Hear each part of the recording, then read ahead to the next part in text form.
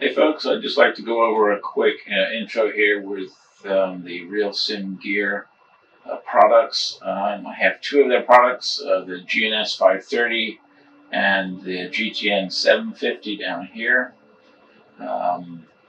These are tied into the GPU through the HDMI port, both of them, so they'll take up an additional video port on your video card, so one for the 750, one for the 530, and of course one for my main monitor here.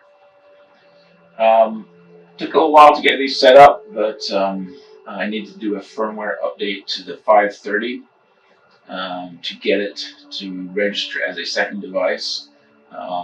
RealSim Gear make the assumption that typically you're going to match up a 530 with a 430 or a 750 with a 650.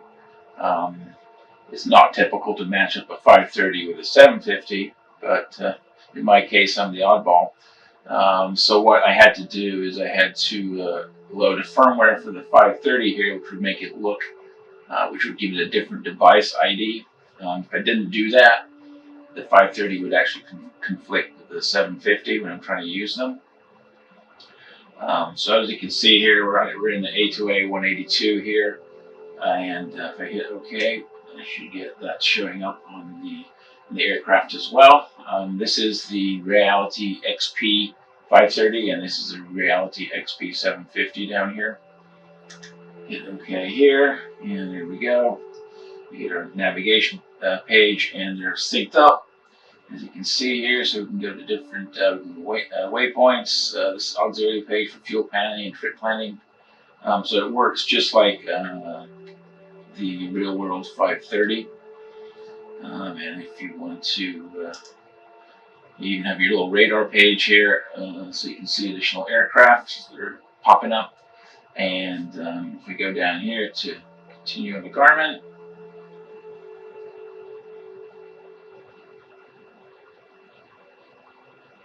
there we go. I have traffic disabled on the Garmin here. Well, not disabled, I have it in RealityXP. I have the traffic turned off. And if you go to map view, get a map view here. Now, in A2A, let me get my cursor back. There we go. In A2A, this is the RealityXP 530, so you have to set that up through the A2A configuration. And once that's set up, you're good to go. And here's my, you can change the range here. See what's close. This is only one aircraft close. As you see, it responds pretty quickly. Same with the 530. Same with the 750. They both respond quickly to the inputs. This is touchscreen. This is not touchscreen. This has obviously got buttons and knobs, just like you would in the real 530. So the secret to getting these two to work together, which is what this video is really about, is to make sure you get the firmware updated on this, on whichever unit you want to be as the device 2 unit. The GTN comes default as device 1. This is going to come as default as device 1 also. So load the firmware and it'll change this device 2. And you can confirm that everything is done correctly if you go up into the add-ons menu here and RealSim Gear interface. I don't know if you can see this. Let me bring this down so you can. What you should see here is 2 line entry items, 750 and a 530. As I do input to any one of these items, like for example, if I'm changing the frequency on the GTN here, as you can see, the GTN is being updated. This is set to nav2, com2. This is set to nav1, com1. So this is the master, which is going to be initially controlling the aircraft. And as you can see, when I make changes to either one of these, we go to, say, the waypoint page, you can see this is changing here. And you can see it's changing to the correct device. Now, if I go ahead and do the same thing on the 750 here, you can see it's changing correctly also, depending on what button I'm pressing. Press the home button, it'll take me back to here. Press the direct button, that'll bring up the direct page. And it has all the other good stuff that you'd expect from the GTN 750. So that's how I confirm that everything's working. So if anybody else has issues with getting these two to work together, Brad at RealSimGear was extremely helpful in getting me to get these set up correctly and get the appropriate firmware for them. So I'm quite happy with that. And just for information over here, if you go shift right click on this display, this is the RealityXP screen, and if you want to see the AI show up here, you have to make sure you have use RAN TCAD is checked or enabled. Also, you can see this is set to COM1 NAV1. That you can also need to modify through the command I9.